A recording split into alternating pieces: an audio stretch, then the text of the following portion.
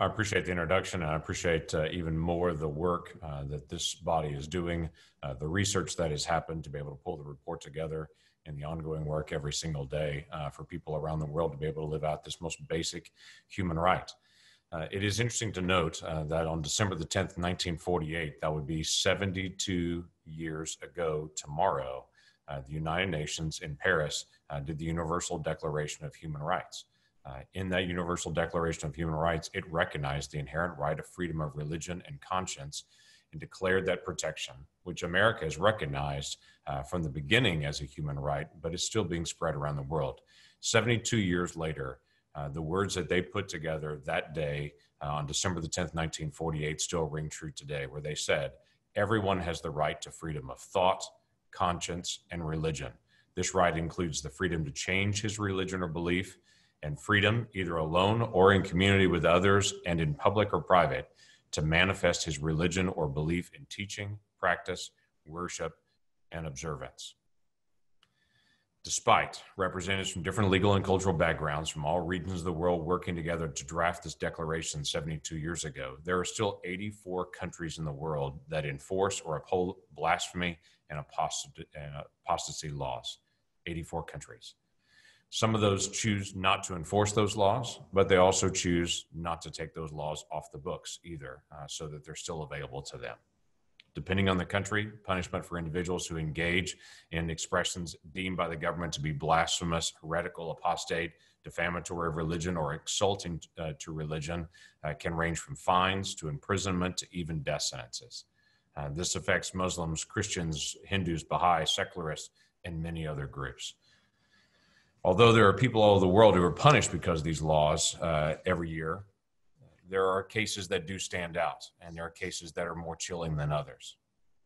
We had an American that was killed in Pakistan while on trial for blasphemy earlier this year. Tahir Ahmad Nassim was arrested 2 years ago and charged with blasphemy.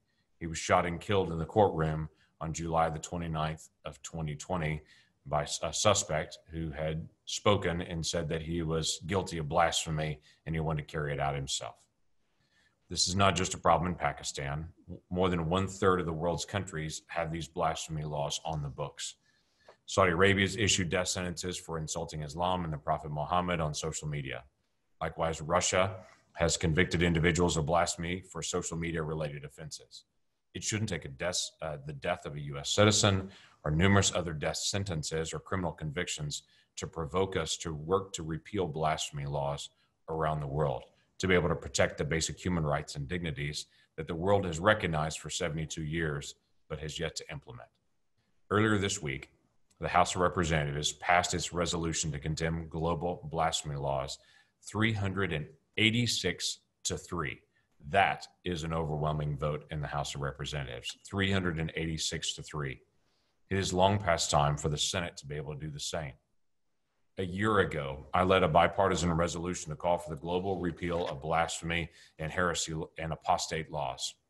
That resolution is currently being blocked in the Senate from even being voted on. The resolution urges foreign countries to repeal such laws, release individuals who have been prosecuted or imprisoned on charges of blasphemy, and ensure the safety of those individuals and their families.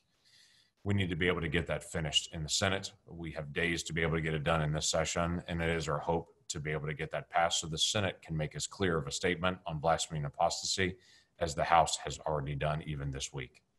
While there's clearly more work that needs to be done, all of us are very, very grateful for USERF and the work that's happening and the research that's been provided.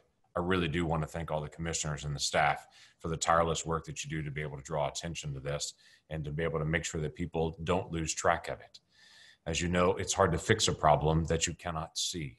And many countries don't want to discuss blasphemy and apostate laws, and they choose to be able to hide these things. You have brought things in the darkness into the light, and that is a great gift. Reports like this, as they exist, no longer give Americans or the United States government the opportunity to claim that they don't know that this is happening.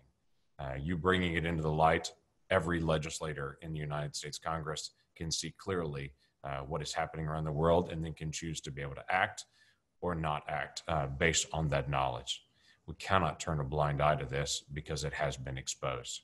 We have the right and the responsibility to be able to share this core value that we have as Americans have, the right to believe, the right to not believe, the right to be able to change your faith or choose any faith of your choice or have no faith at all. That is a great gift that we pass on, but it's a human right that we respect on this. Blasphemy laws are antithetical to that right, and it is entirely appropriate that you were speaking out on it today, and the report that you carried out is then being distributed today. So thank you for the work on that. In fact, I would say to you, God bless you for the work that you continue to be able to do for the entire world, to be able to speak out for those who cannot speak for themselves.